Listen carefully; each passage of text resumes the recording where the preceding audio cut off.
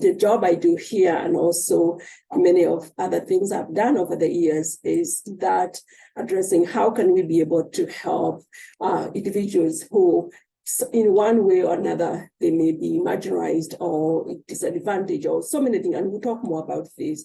And here we'll focus mostly on cultural responsiveness and bridging the gap in maternal health profession for diverse population, mostly those who are living in the rural and remote and rural communities. So what we have here is I walk you through what is cultural, the cultural aspect of it.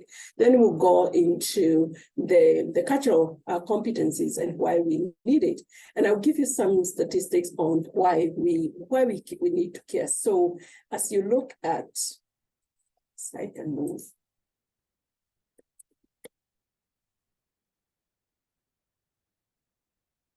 So if you look at what we have here is just defining this space is really imagining the space where individuals and organizations are fully committed to maternal health for mothers from marginalized communities. And the discussion we'll have is what does that space look like? You know, when we are in your organization, when you are able to reach out to these individuals, what does that, what are some of the differences that you have to deal with in your organizations? So the purpose for that, just transitioning to the purpose of this presentation, is to explain the shifts in the current demographic, current cultural demographic in the state of Tennessee, identify health disparities, and how to provide cultural responsive services to reduce or prevent that. And also evaluate ways to reduce health disparities and enhance health equity and maternal well-being of the Tennesseans. So here we are looking at the different individuals who are in our communities, and we'll talk more about that. So just as I said, for us to be able to understand why do we have to care about cultural competences? What is it in the first place? So, and we cannot be able to do that without understanding the aspect of culture. So there are so many individuals out there, the authors or researchers who have defined culture, and they define it in many different ways. So for this discussion, the definition that is applicable to our discussion today is culture has been defined as customs, belief, ideology, worldview, and values that are common to a group of people and which guides their behavior, how they do things. And then, and that culture is a product of values, ideas, perception, and meaning that have evolved over a long time. And we'll talk more about it. And then we see here, these ideas, perception, or meaning, they shape, they constitute what people know and how they utilize the services, or even how they look at the world. So that can be, all those aspects of culture, they are derived from different areas. It can be from physical environment of birth and upbringing.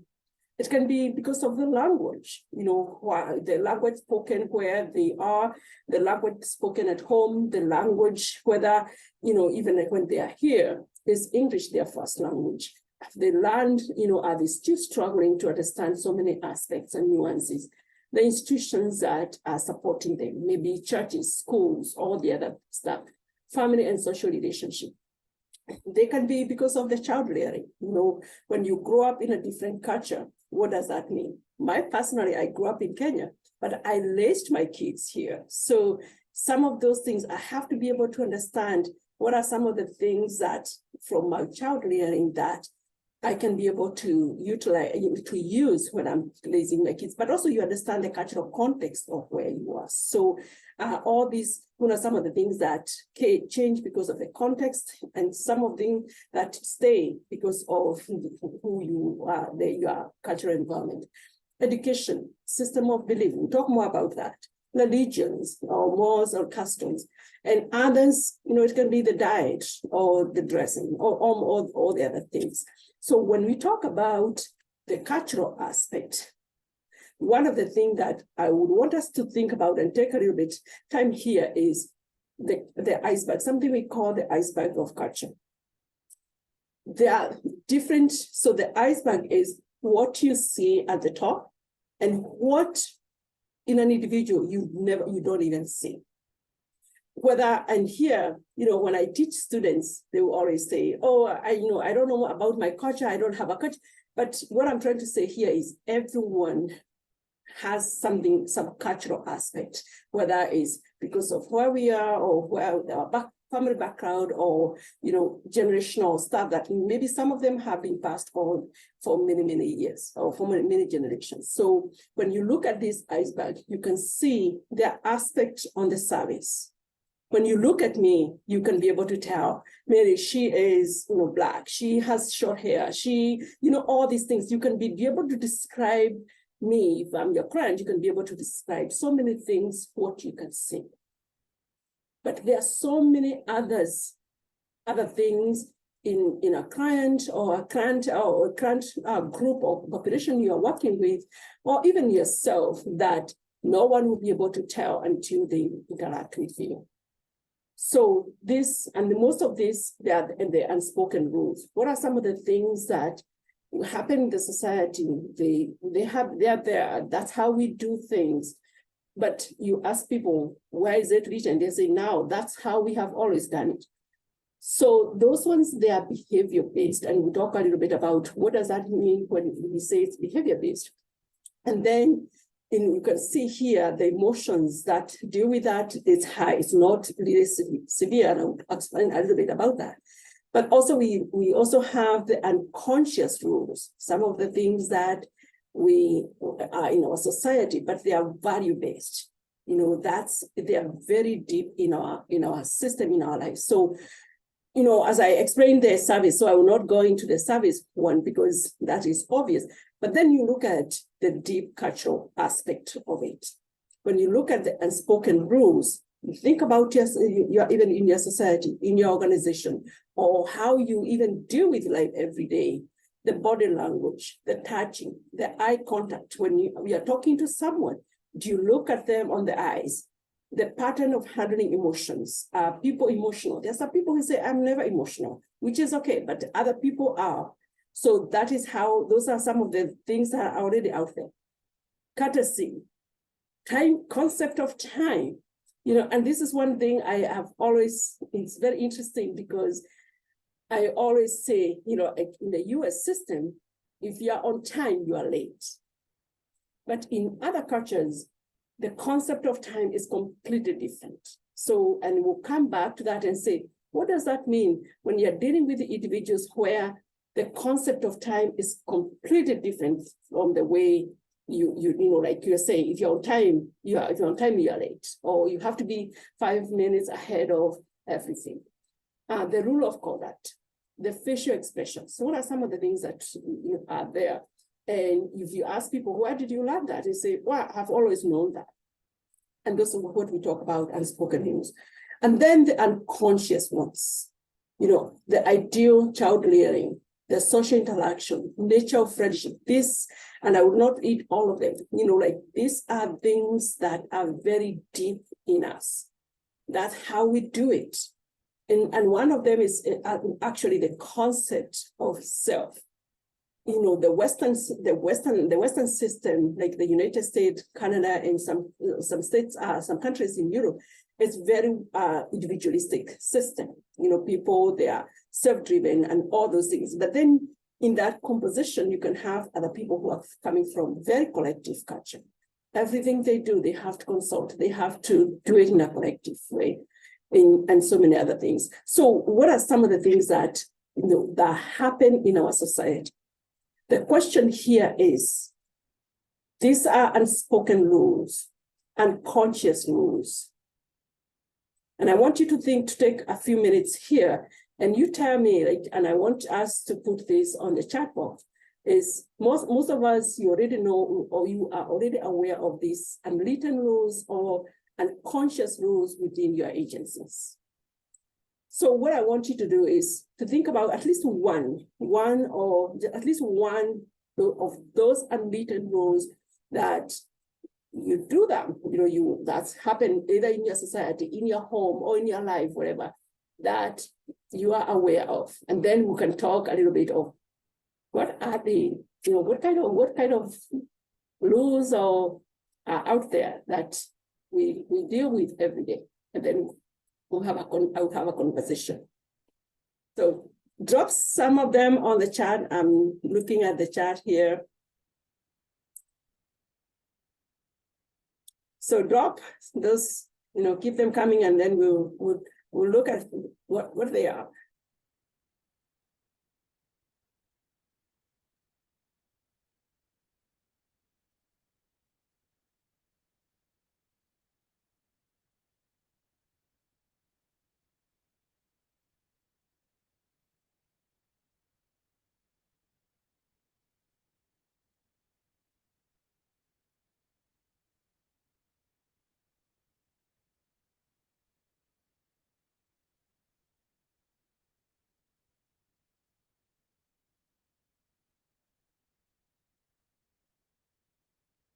Going, I can see you. Mm-hmm.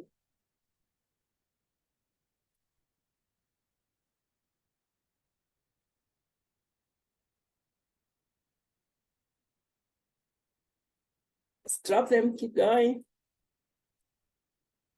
3, 1 more. Mm-hmm.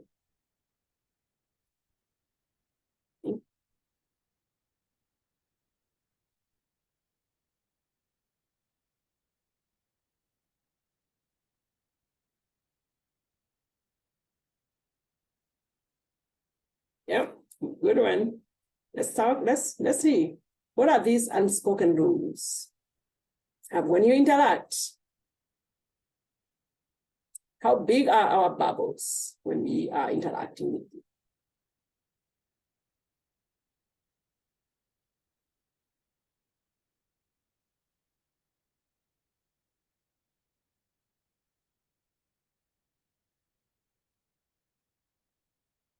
More. Mm-hmm.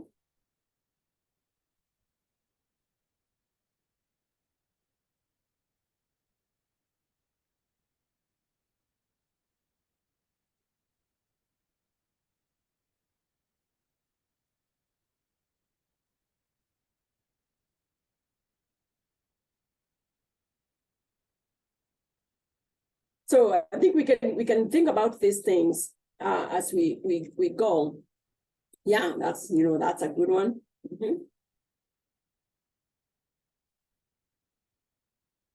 Yeah, drop some more if you want, and you can continue thinking about some. But then the question here, the question for you all is, we have talked about, like you mentioned, the concept of time, being early, being on time, always family come first. Don't discuss politics, communication, how we communicate, the eye contact. What about the individuals who don't, in our communities, who are not aware of this unspoken rule or are not aware of these unconscious rules? And if I, maybe one of you can drop there and say, what did you learn these things? Was there a school where you learned these unwritten rules? So those are some of the things, what is appropriate, what is not appropriate. And the question is, when you think about who is in our community, these things, they have been passed on, as I say, they have been passed on and on and on for so many years. And then they become like the norm. That is how we have always done it. So when we talk about cultural competence, like this.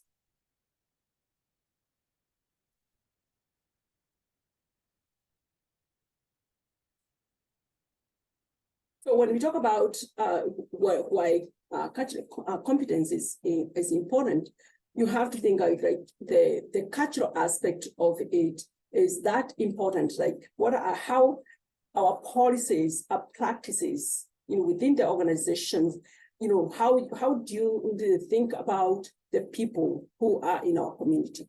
So the cultural competence enable you to be able to work to either to modify or to think about what are we doing, how are we reaching out to these individuals who are in our community, and we'll talk more about that. Who are these individuals? It is so when we talk about cultural competence, it's having that knowledge of the client's culture. Who is in our community? What do they understand about what is always going on in the cultural context where they are? So, and also what are they bringing with them in that cultural context? So is knowledge of the meaningful symbols, how the definition of health, in their way. How do you configure the configuration of the support system? And then once you have that knowledge, then how do you adapt how do you adjust the generic helping process? You have heard saying, these are our practices in our regulation. This is how we do it. This is our intake system. This is how we do it. So, but then how do you adjust those practices to be able to accommodate all these individuals who have very different cultural differences? How do you adapt your treatment goal? How do you adapt your interaction style? How do you adapt when you are engaging with the families? The time, the place, and all these things. If you're working with a community and they are always late, what does that mean? When you are engaging with the individuals and they are not looking at you, there's no direct eye contact. They are not respecting that personal space, or so many other things. How do you adapt? How do you adjust? How do you make sure that you are able to reach those clients? And we'll talk a little bit more on what that means. So when we're talking about these serving marginalized communities, there's always that question of who are these people? When we talk about marginalized community or disadvantaged individuals or vulnerable population or people living on the periphery, these are so many of the individuals in our community. And what we see here, they all have similar characteristics. Some, they are because of their financial disadvantage that put them on the periphery, that put them in that category of underrepresented or marginalized. And that characteristic, they prevent them from accessing healthcare in whichever area they are in. They belong to different ethnic or racial groups that speak different languages, or they practice unique cultures. And those things, whether it's the culture, the language, or the culture, it hinders them from accessing the healthcare system, from the mainstream. And then we also we'll talk a little bit more on who is coming into our community. They may have low level of literacy, depending on the level of education they have, or even the schools they went to, or even they come here from different countries. So, and what does that mean, in regards to information? How are they able to process the health information they're getting from either the providers like you, or whoever they're getting services in the community? How are they able to process that information? So when we talk about cultural competence, that is one aspect. And it's very important to be able to have that cultural knowledge about the individuals in your community. But then that alone will not make you serve those individuals well. Having the knowledge is not good enough. The other aspect that must go with cultural competence is cultural humility.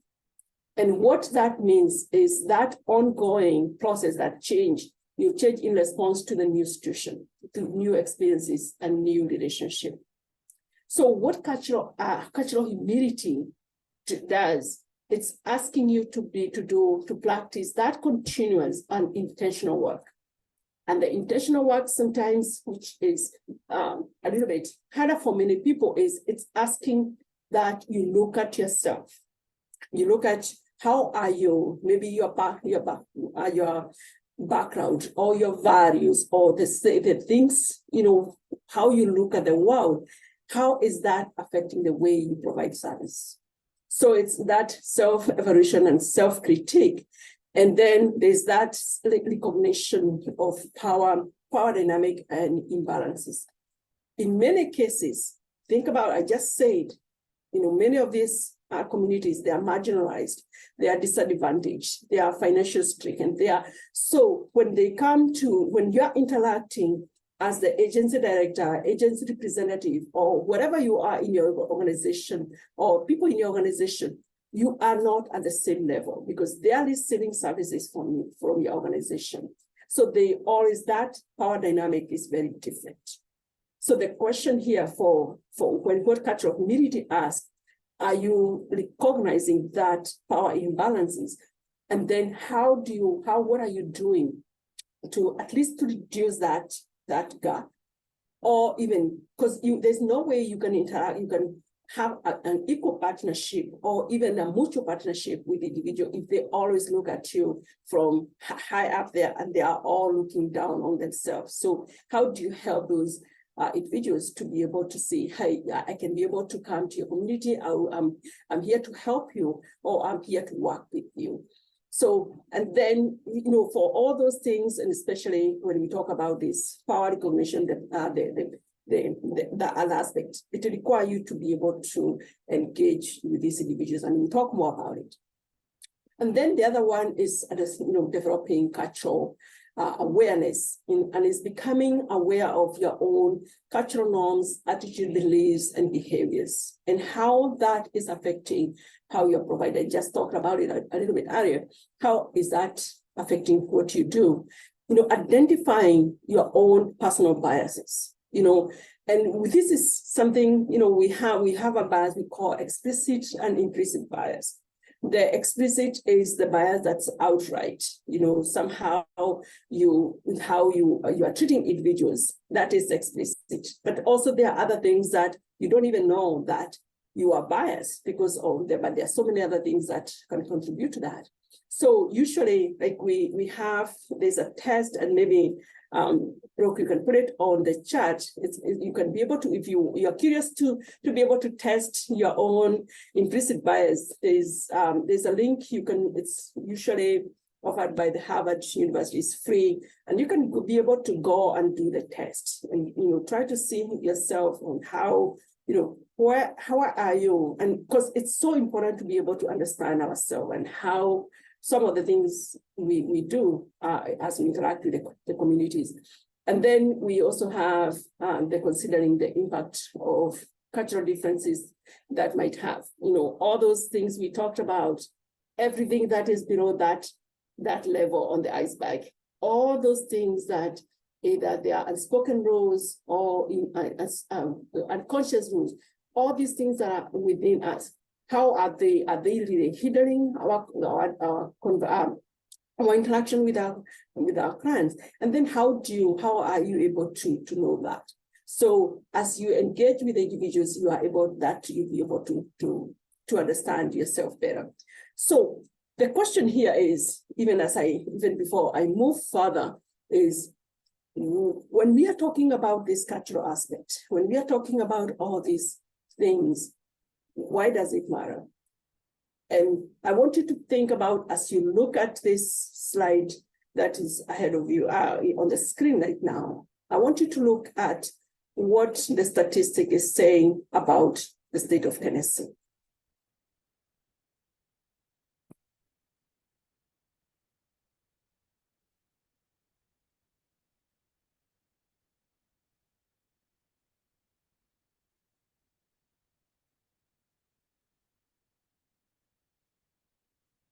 So what we see here, and this came from the U.S. Census Bureau, and also I got it from the U.S. The Tennessee State Data Center. You see, right now we have almost 7 million people living in Tennessee, and the projection for the next 17 years, they're saying it will go up to close to 8 million. So the projection is the state of Tennessee will add close to 1 million people in the next 17 years. But then you think about it, where is this increase coming from?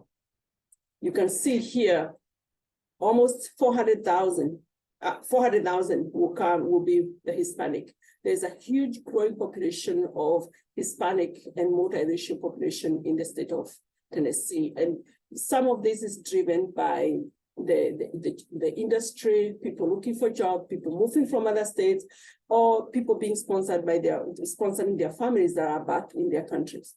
But also Tennessee is also becoming a huge new destination for immigrants and refugees. So you can see, and most of that will go into the Black non-Hispanic. Those are mostly the people who are coming, or other non-Hispanic. So it can be, they can go into those. So we can see these 1 million people who are moving into our communities. They are not necessarily people who look like us. They understand this the unconscious rule or this unwritten rules. They are people who are coming into our communities. They are coming from totally different countries or different cultures, and they are bringing all that into our community. But then you also, when you think about it, it's not just the Tennessee, the ratio and ethnic that is increasing. You can see here, just in the last 10 years, you can see, still with those who are the white alone, you can see there was also a huge increase. That there are so many people moving from other parts of the country to Tennessee. When you think about Africans and African American, that population is still growing. The Hispanic population, just within the last 10 years, to grow for almost 300,000. So when we are talking about who is in your community, all these individuals, they are moving into, whether some of them are moving to the cities, some of them are moving into the rural communities, or into the other areas where many of your organizations are. So, but then the question is, then what does that mean to the point here for the maternal health?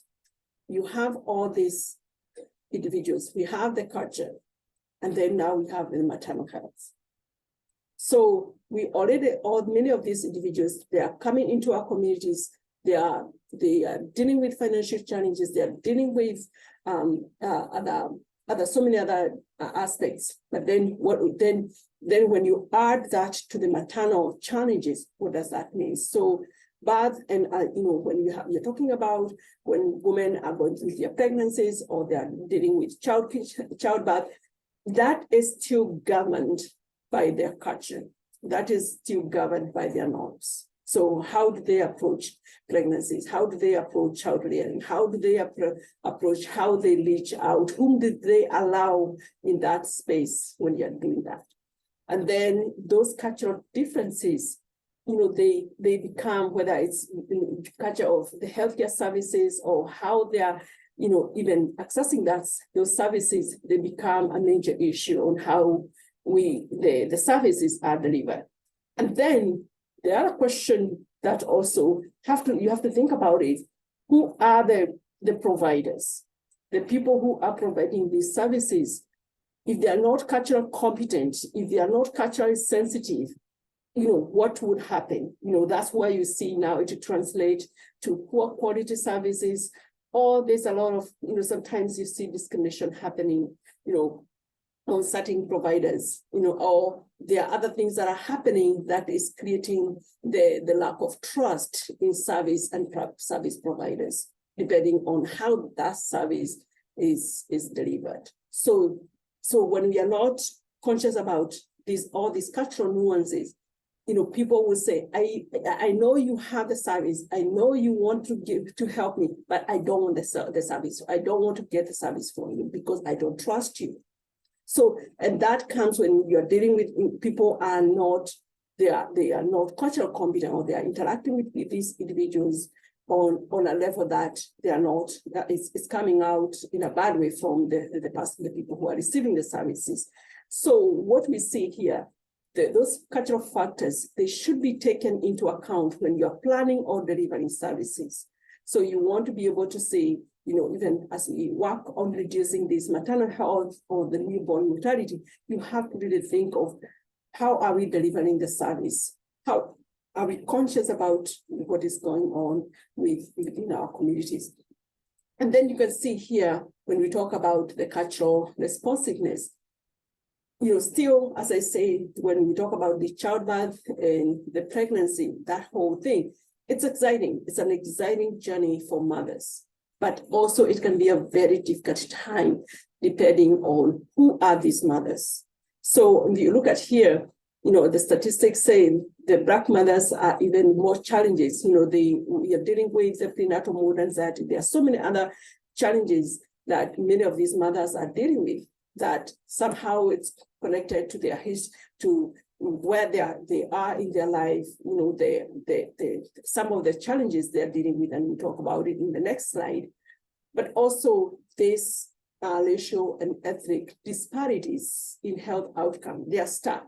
We can look at the non-Hispanic Black people. The things they're dealing with, the dangers they have as they go through the childbirth, they are at a very higher risk, when you compare them to maybe the white mothers. So it's very difficult, and there are so many things that contribute to that. And then when you look at even the women who are living in the rural areas, regardless of whether they are white or Black or whatever, they all in general, they are at higher risk of maternal morbidity or mortality when you compare them with those who are in the cities. And you can see when you look at this next slide here, you can see that these aspects, those are the things that are happening in our communities. Higher pregnancies, they have more complications. Black mothers are 4 times more at risk on maternal mortality than white mothers. And then when you think about it, look at all the other factors that come after that. Most of the Black mothers, especially if they are disadvantaged, they are dealing with their financial challenge. They don't have health insurance. They don't have, they live in areas that, they are disadvantaged in so many ways. So, and then there's that, if it comes with that historical distrust of the healthcare system, whether it's mental health or physical health, what does that mean? The other aspect, we also have to look at the diversity of those who are in the healthcare system, the providers, who in these rural areas or in rural communities, who are providing the services. Is there diversity in terms of who is providing services? And then there's the other aspect, which I'll talk about a little bit about it in the next 2 slides, is the social determinants of health. That include housing, transportation, poverty, food security, violence, trauma. These are all the things that they mean so much. They are there. And as we think about helping these mothers or these individuals in our community, how are we even thinking about other aspects? Are they able to, do they have transportation to be able to get the services? Do they have? And when you think about it, it transfers into this next slide here. When you think about equity and equality, you can provide the services, they'll be there. The question is, because you can see with the fruits, the services are there. That is very clear. But is everyone able to access the services you're providing? So the question here is, you as the organization or as the providers, what do you need to do within your organization, within your communities, to be able to help these individuals being able to access the resources, the services? Do you need to provide 2 blocks on some of them? Some other people, you may need to provide 3 blocks for them to be able to access, to access that. Maybe you need to adjust some of the things, the way you do things. So that's when we talk about health inequities and health inequality, those are some of the things that we really have to think about. Who is in our community? How are they able to access the resources? What are some of the challenges they are dealing with? So like those health inequalities, because of the external conditions, or the health inequities because of the long-standing challenges within the system, the housing, the transportation, or, even the policies, the policies have been there for however many years. But then also you have to think about the social determinants of health, the perspective, the aspect of the social stressors or the structural barriers that are within our community. So there are so many things. We may provide the services, they may have health insurance, they may have, doctors in the communities, or they may have, all these other things. But then there are so many other things that are contributing to those individuals not being able to access the resources. And you can see here, when you look at this, when we talk about social determinants of health, is the healthcare itself. They can have access to good doctors, and that's great. But then that is only 80% of what they're able to do. All these other things, the 80% is what is going on. They are all tied to their physical environment or the social determinants of health. Like, are they able to have transportation? Are they able to, the housing, the social, the community they are in, the language, are they able to even understand what the kind of service they are being provided for? So those are some of the things that we have to think about, what does that mean? What does that, when we have, we may want to provide services, but if we don't understand so many other things that are happening in our communities that contribute to these health disparities, there are individuals who you want to provide services, but they are not, they are not reaching to the right people. So as we think about this, all these things that we have to do, I want to pause for a minute and try to see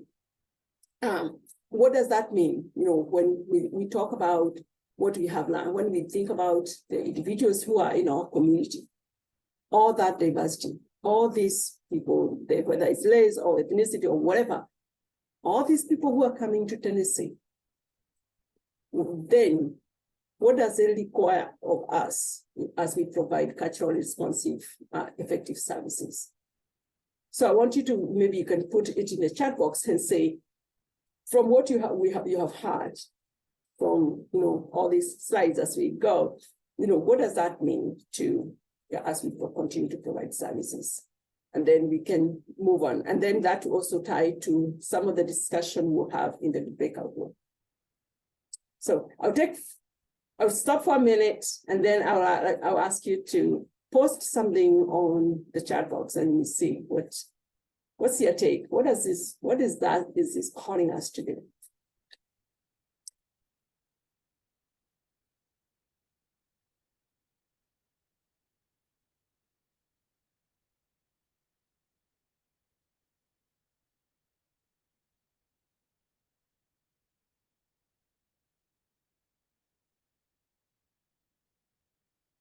Please post. I can see so many people out there.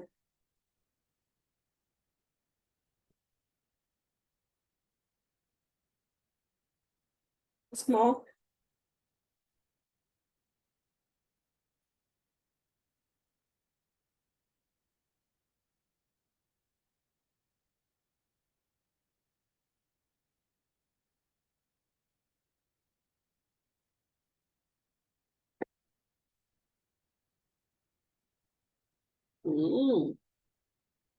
Good.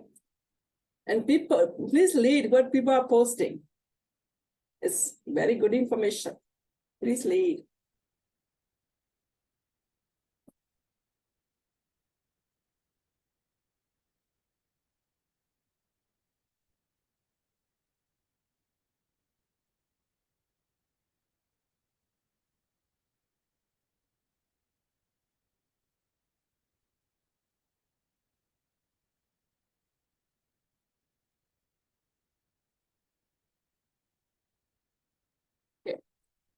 So you can see, as many of you, you're saying making sure our organizations, the organizations where we work, we are reaching out to individuals who is in our community, who can join your organizations in whichever capacity they are in.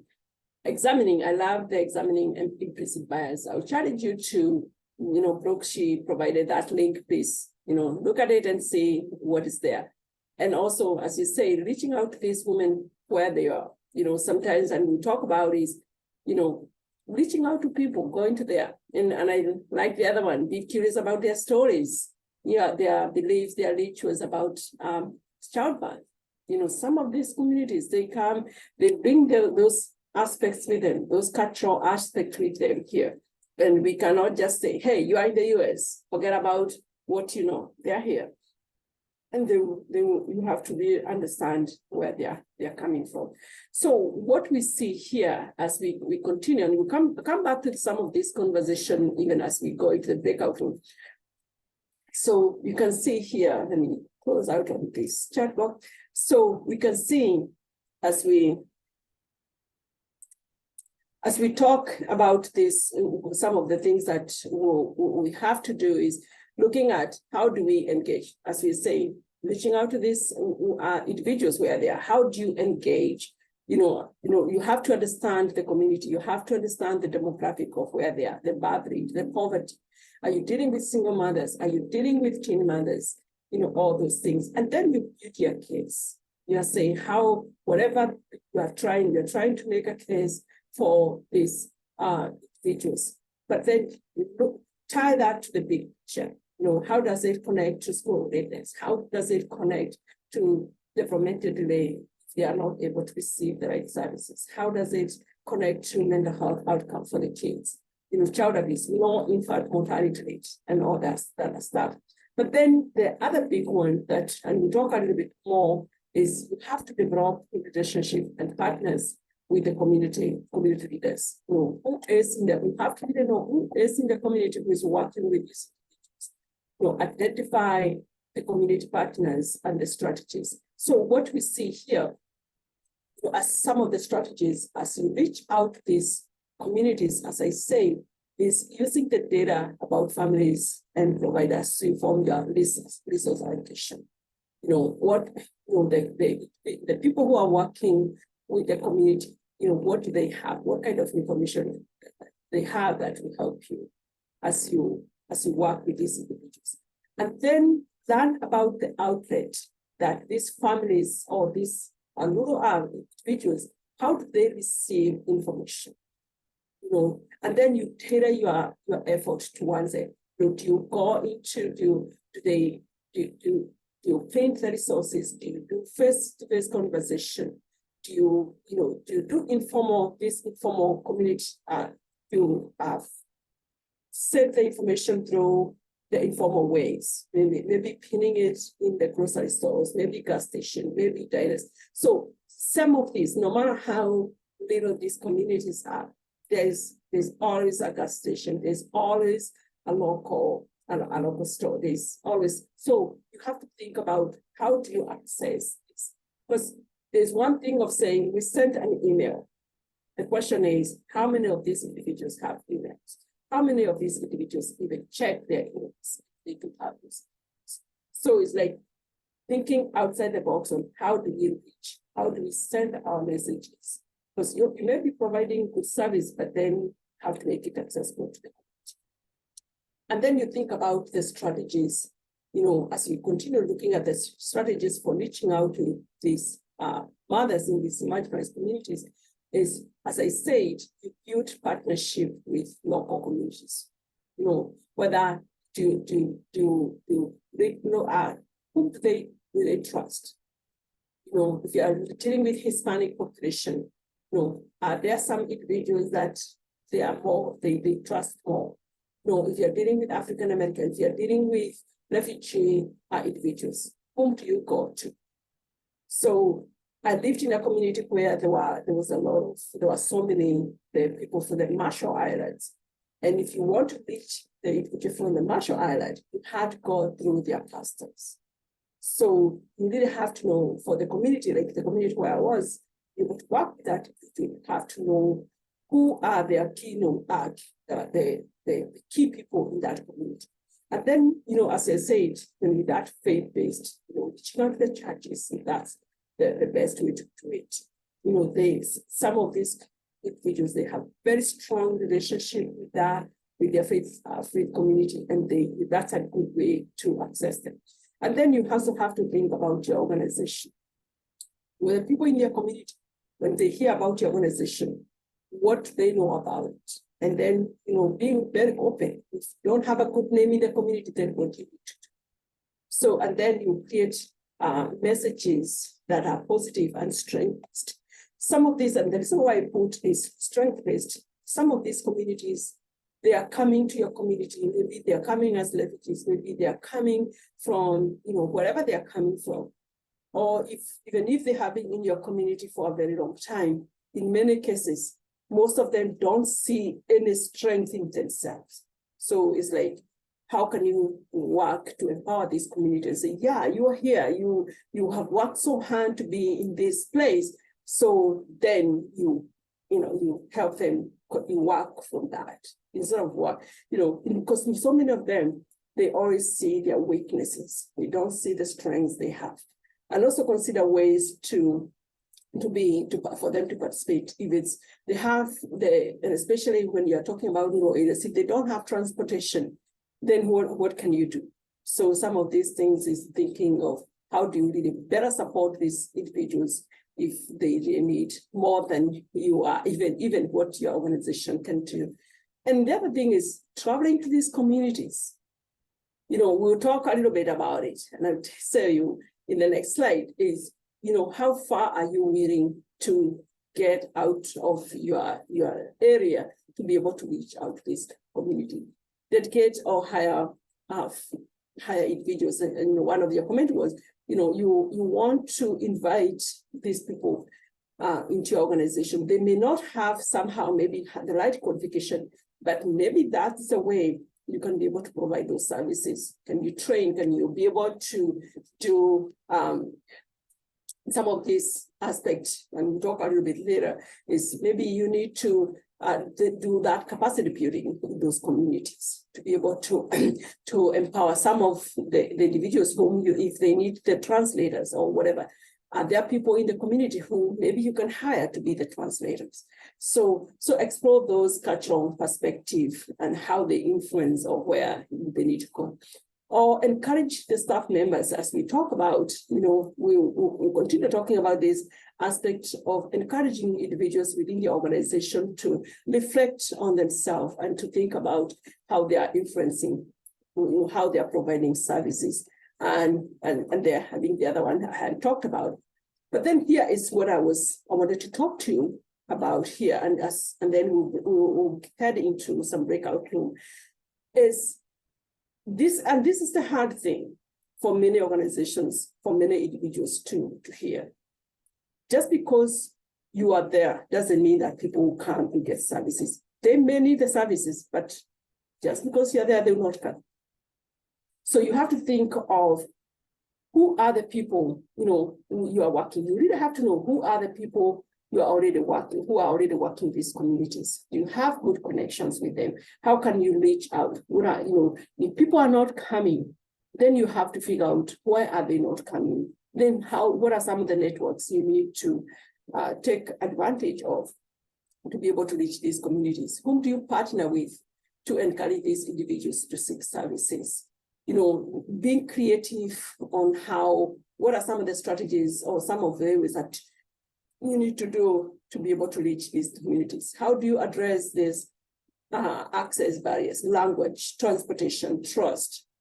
And this is the other one, when you think about it, you may have the financial assistance, you may have all these programs, but, you may do everything you are able to do, but there's still, if you're not able to reach these individuals where they are, all that work might end up to not yielding anything. So that is the aspect of whatever we are doing, is it producing the results? So that is the the challenge we have as people who are providing services to many of these individuals. So what I want us to do here for the next 10 minutes is we want you to get into breakout room, and Brooke will explain a little bit on how you would do it. But just to explain to you, when you get into this group, I want you to be authentic, just be real. We all come from different organizations. You are representing different agencies here.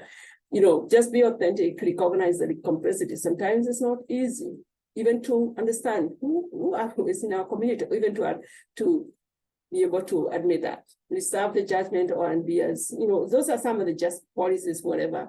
They don't have much just to set the tone for the conversation. And then maybe Brooke, you can be able to explain to them what they do.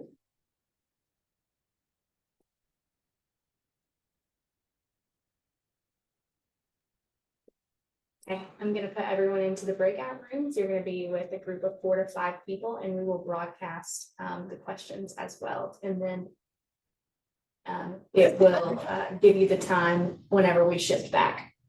I'm sorry, Dr. Gitau, I think I cut you off. I was saying I didn't even tell them what they need to do when they go into breakout room. So yes, you can explain it, and then I'll put it into the chat as well. That's okay. We got it. So when you get into the breakout room, I want you to, I'm just giving one task. I want you to think about which strategies or which one or strategies, whatever, do you feel that you'll be comfortable introducing into your agency? Consider how it operates through power dynamics. Everyone should say, at least you should share at least one thing that you think you may be doing it in your organization, but maybe you want to do it better. Maybe there's something that you're not doing in your organization and it might be a good idea. And then when we come back, we'll have another 10 minutes to discuss that. And then we'll have another 10 minutes to wrap up. So we'll start you. So this is all, just share one and have someone to light up what you discuss, and then we'll come back.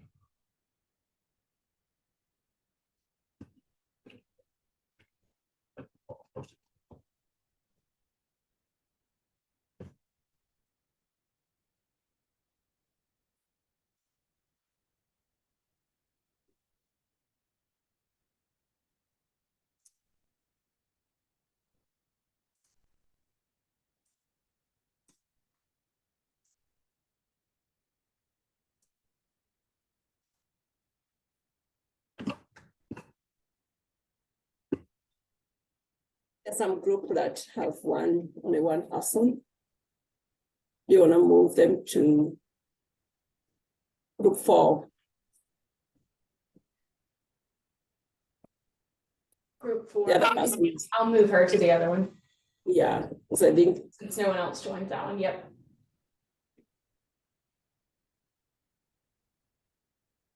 Yeah.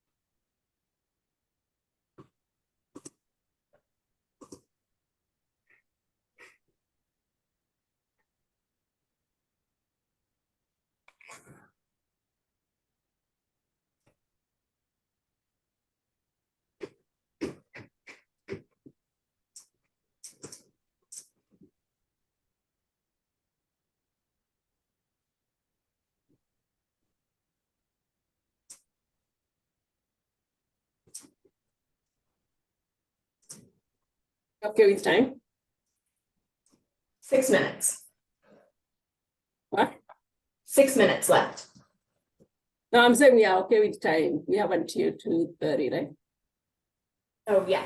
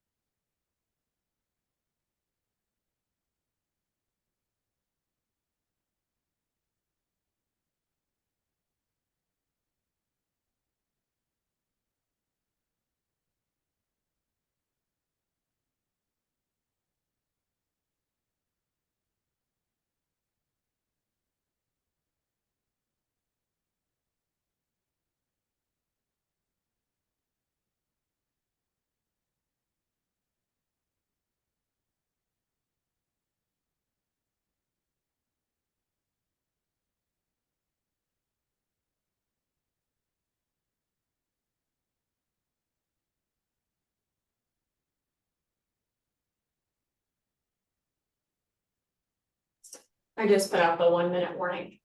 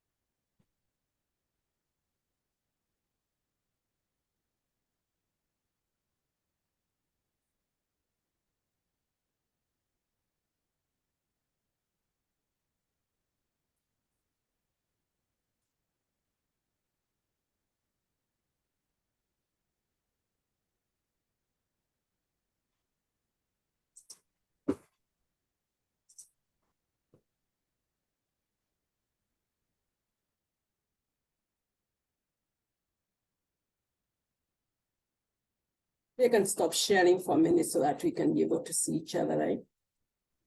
Everyone should be coming back. I just closed the breakout room, so people should be.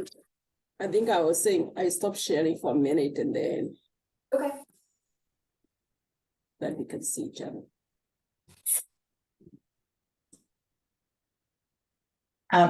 Brooke, just as a by the by, the messages to remind us of what the conversation was supposed to be about are really brief, so brief that it's hard to read it all before it disappears again. Oh, it didn't stay up. No, it did not. Okay, that's good to know. Next time I'll try to find a different way to send that. I'm sorry about that.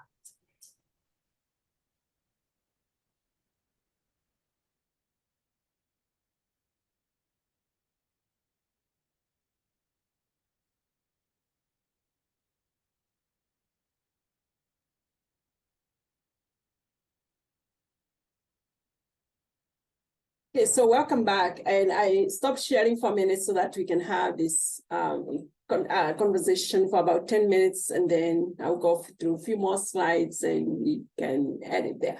So I just wanted us to have this conversation of, what are some of the strategies do you feel confident introducing into your agency? And the one thing and I'm sorry that we did not, we should have copied that on the chat. But some of these things, what's one thing that you think you can be able to share? And one aspect I asked you to think about is how do you introduce it, thinking about the power dynamic. And so I will stop it there and then see who want to jump in and share what you talked about in your book.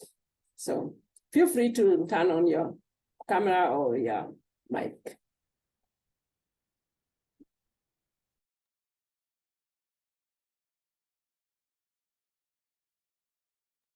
Want to jump in? If nobody else is going to volunteer, I volunteer my group to go. Dr. Gitau, how long do you want me to take? A minute? It can be a minute, yeah. We're the Archbalds. We're coordinating the My Baby for Me project in Memphis with the NAACP. And we are, so this is a focus on decreasing infant mortality, which is very high among African-American women. And so that is the population we're working with. And as you can see, we are not African-American. And we're not from the South. We have come here to coordinate this. And so one of the things we have done is build community relationships with those that serve this population in this community, and some of which are already have been actually for years working on decreasing infant mortality. But we have established relationships, and those wonderful organizations through their outreach come to our classes, which we offer a couple of times a week. And we talk about things having to do with pregnancy and health of moms and then infants in that first year of life. That's the focus of the definition of infant. So we've built and are continuing to build. Tons of energy have gone into establishing these relationships with the health department, with the school system, with those folks that can come and help us learn about safe sleep or nutrition or safe relationships. Just a variety, if you can think of it having to do with that population. We want those people to come in, and then they come in and they look like the women we're trying to provide for. And it's been amazing and remarkable to have those connections form and see the value that they are in those that we're trying to serve. That's beautiful. That's great. That's great. That you are already doing that and you continue doing it. Mm-hmm. Which other group want to? And thank you for sharing, Joe. Which other group want to share what you talk about? We can share. So Latino Memphis has been working with the Latinx community in Memphis for a really long time. So something that we are also intentional about, it was already mentioned, was making sure that the people who are serving the community look like the members of the community. That's one way to build more trust and have them be more, I guess, be less of a power dynamic between the two positions. And we also talked about making sure that we're accommodating to those communities. So we serve Latinos and immigrants, but we make sure to have language lines available whenever we have events or in the office, even though the majority of our staff are bilingual. Just having a language line to be able to serve in any other language is really, really important. So even if like English and Spanish are the two primary languages in Memphis, there's still a large number of other languages and people who need help. So having that available is helpful to reach the community.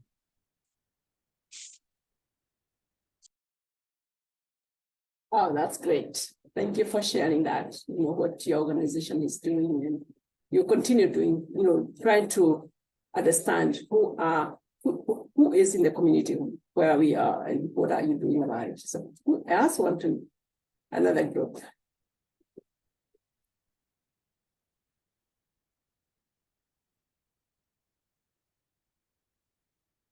Or you can jump in and say, what is your organization doing?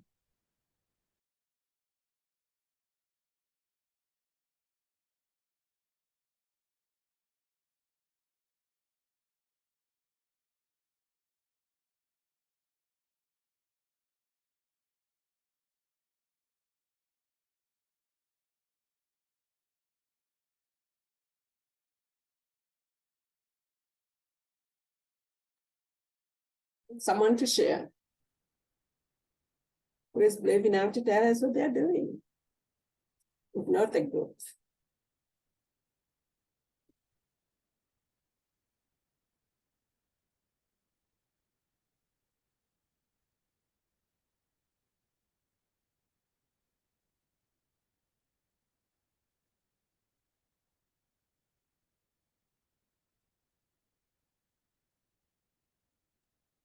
I guess it could be more helpful to know what organizations are here.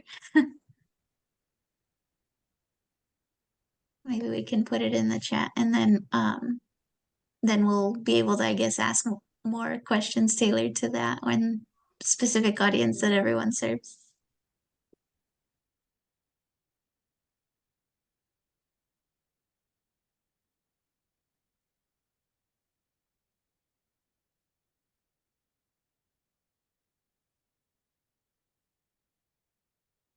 So what I can do is I can share back and see some of the best practices that, as we continue this discussion, some of them, they are the ones you have talked about, some of them are maybe new, but most of what I want to continue sharing here. Let me see, tell me whether you can see. Is it okay? Okay, so some of this is some of the practices, the best practices for mothers living in marginalized, some of these marginalized community is finding out where these people in the rural areas, where do they go?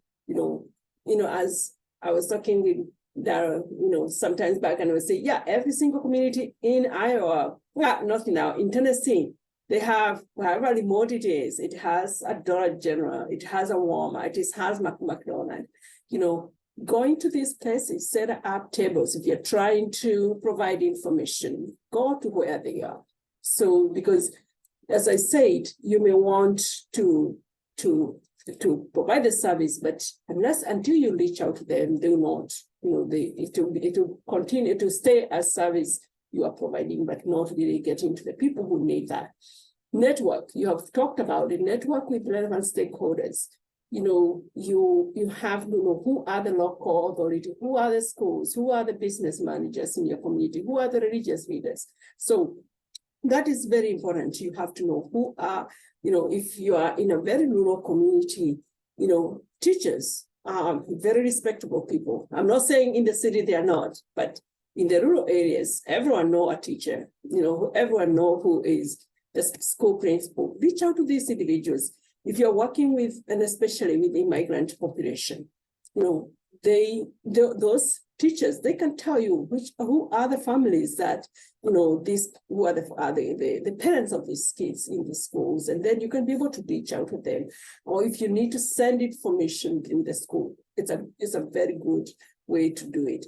And then as you engage, as we say, activities, being clear, honest, and consistent. You want to be consistent in the community, and try to see what are you doing. And as I said earlier, include capacity building component in your work. So these programs, when you're doing it, you may have individuals who, and people have always said, oh, we can call the translation line, or you can call if you are trying to provide for translation or interpreters. But somehow within these communities, there are people, if you have resources, if you have funding, you can empower some of these individuals in those communities. And then they become the translators, and they become the people who are accompanying these individuals to some of these meetings. Or, if you are using there are so many ways you can be able to figure out what's the best way to empower these communities. So that once you are, if you are doing it through a grant-funded project, once that grant is over, you want the work to continue. And the work would only continue if there's the buying in, and there's, you have been able to ground the work through this capacity. There are people already in the community who can be able to continue the work. And then the other one that I'm going the long way. God.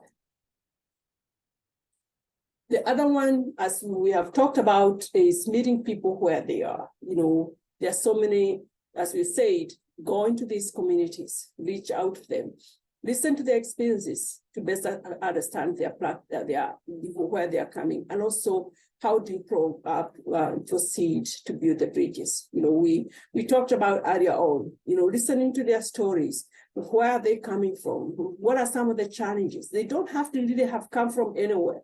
Maybe they are native Tennessean, but they live in the rural areas. Maybe they live in communities where they're so marginalized, or they're dealing with so many other challenges.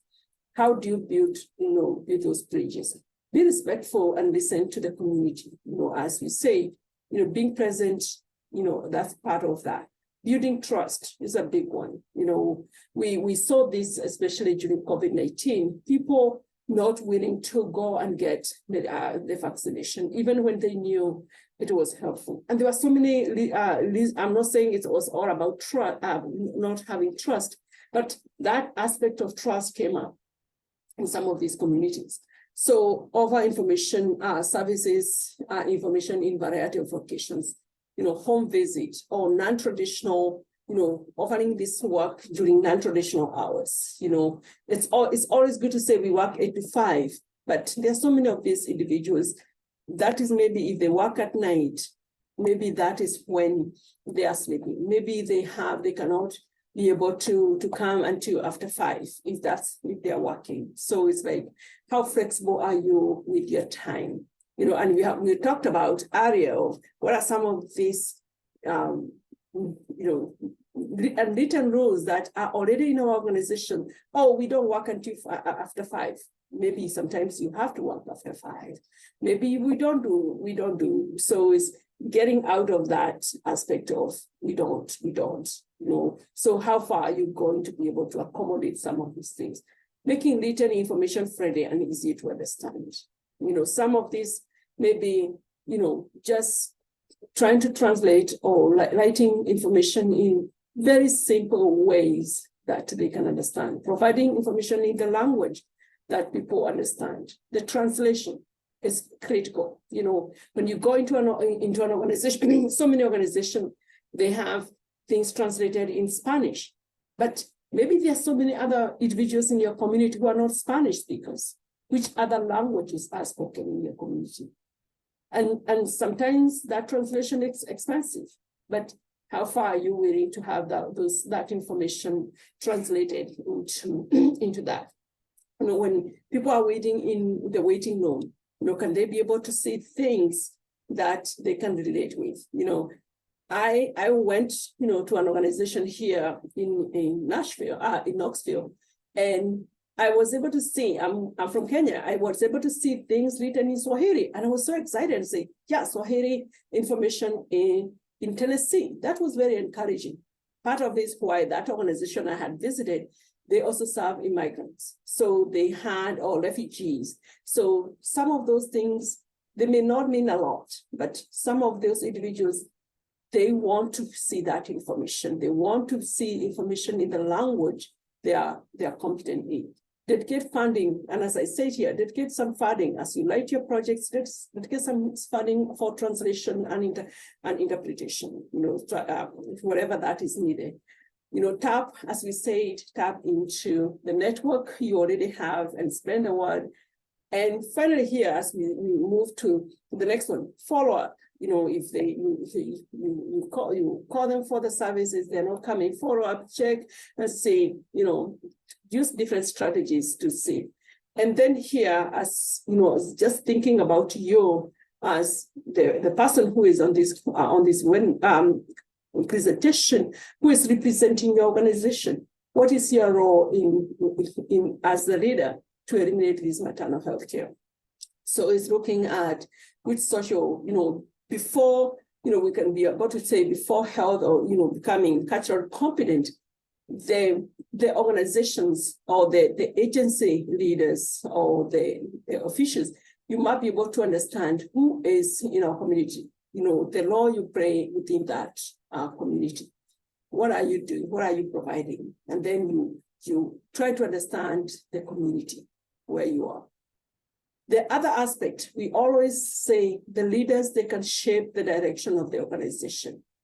If you see that you are serving individuals who are disadvantaged in so many ways, maybe because of the language, maybe because of what, but then if you don't train your employees, you will continue providing services, but you're not reaching out, you're not able to get the impact you want. So you want to invest, you want to have resources to train the people in your organization. They don't have to, those training, they don't have to be mandatory training, but can you be able to offer opportunities for people to be trained on how to do intercultural communication, intercultural engagement? How do they even try to understand who is in the community if they have no idea? How do you train? Because it's just those little things, people do that can do a lot of damage if people are not aware of this. So how do you provide this training? Seek advice from individuals in the community whom they serve. As we are saying, reach out. If you're working with African American community, reach out to the individuals, the NAACP officials, other leaders. If you're working with the Hispanic population, there are so many agencies that or individuals in those communities that you can reach out. If you're working with refugees, who are, which organizations are doing this work that may be more connected, and you can be able to tap into that. Employ bilingual or bicultural community workers or the navigators. They'll be able to tell you, they'll be able to reach out to these communities. So, some of these things, like even where I came from Iowa, and some of these communities, and especially where I was, were the Marshallese, and the communities there, they would hire these bilingual or the cultural workers, because some of these individuals in these communities who are dealing with, there were so many individuals who had diabetes and all these heart diseases, and they will miss appointments. But if you send the community workers and they go and find out why these individuals are not coming for the appointment, it helps to be able to find out how do you customize, how do you work, help you provide your services in a more better way. So, and just to be able to conclude, as we say here, I would say the biggest thing you can think of as you think about how to impact, how to better work with these agencies is doing that meaningful community engagement. How are you engaging with the the community? Do you know who is there? Are you flexible with the way you are providing services? Are you flexible with that? Are you going, preparing the people in the organization to understand the individuals? Building trusting relationship with people. How do you connect these communities and mothers from these marginalized communities, and be able to put it in a more sustained way? And then the other one is engaging and including marginalized communities. How do you replace these barriers to bridges? We talked about the challenges. How do you help these individuals overcome some of these many challenges and build that community? Because people are coming into our communities. Unless they are visiting, they are there to stay. The question is, how do we provide, especially when we talk about maternal health, how do we, help these mothers get, go through that pregnancy in a more healthy way, to be able to deliver kids who are healthy? And that, because it spirals into many different ways if it's not done well. So you want to be able to help these mothers so that they can be able to, have kids who are healthy, and that will translate into, they go to school, they're able to connect better, they are able to do well. So the ripple effect is higher when it's done well. So I would say, as I end, is, look at into your community. Who is there in your community? What is your agency doing? And what do you really need to do maybe different to be able to impact these communities?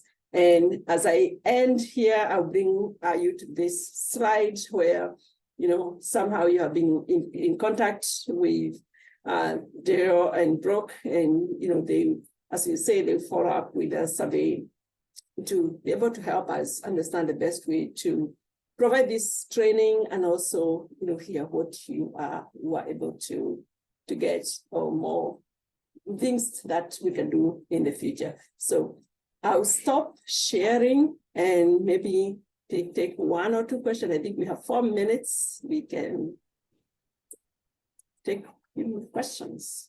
Thank you. We'll give about 1 minute to see if anyone has questions, and then I have a few announcements before we close up.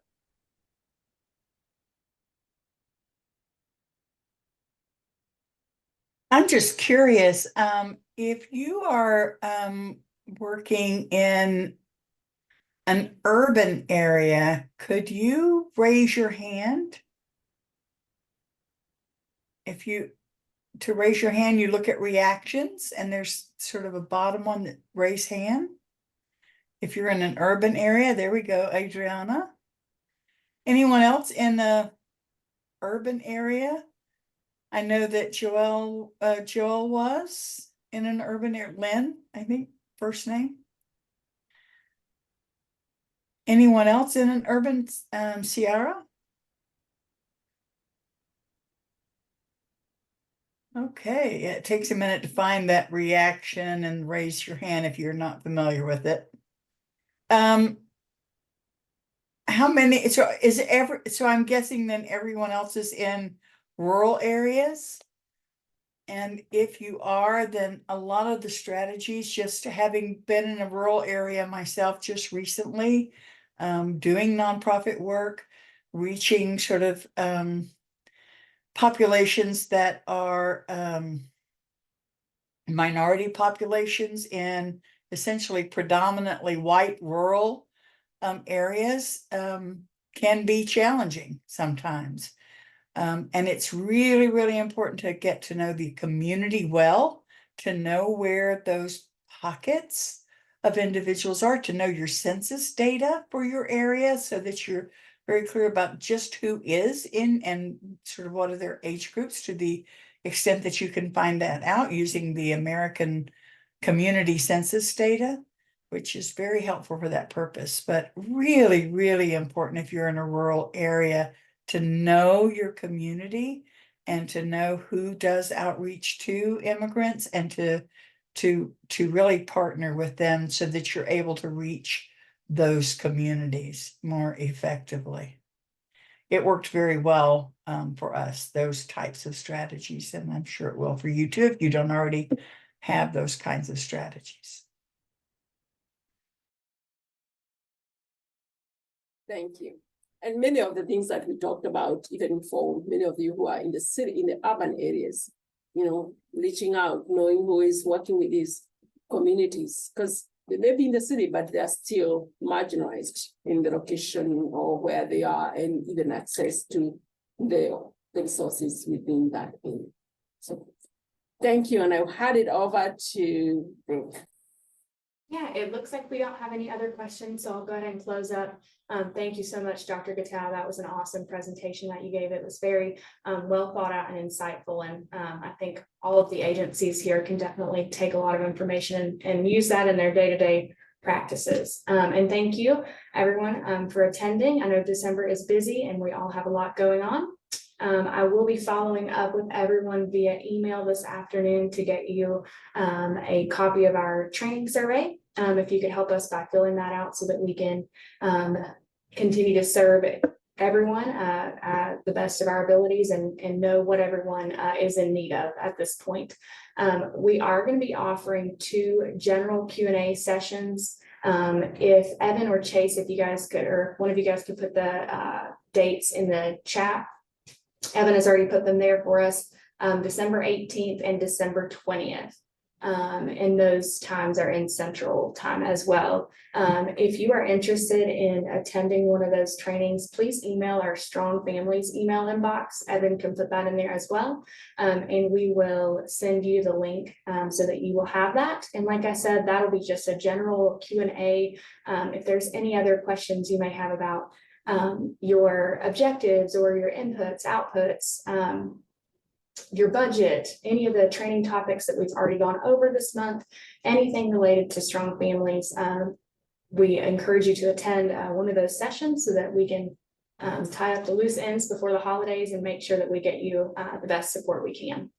And it looks like, yep, we do have that email inbox over in the chat if you don't have that already. But like I said, I'll follow up via email with everyone this afternoon, and so you will all have it as well. And then also this webinar was recorded, so I will get that to the Family Advocacy Unit and it will be on the website, the training website, for your reference as well. And I think that is all. If anyone needs us, send us an email. We will get back to you as soon as we can. We usually try to get back within 24 hours. And I know Evan and Chase are always trying to come up with the best, most detailed answers they possibly can. And if they can't figure it out, they send it to our director, Darl. So it's a team effort, and they put a lot of thought into everything that you guys are asking. So be sure to utilize them as a resource. They're awesome. All right. Thank you guys. Have a great week.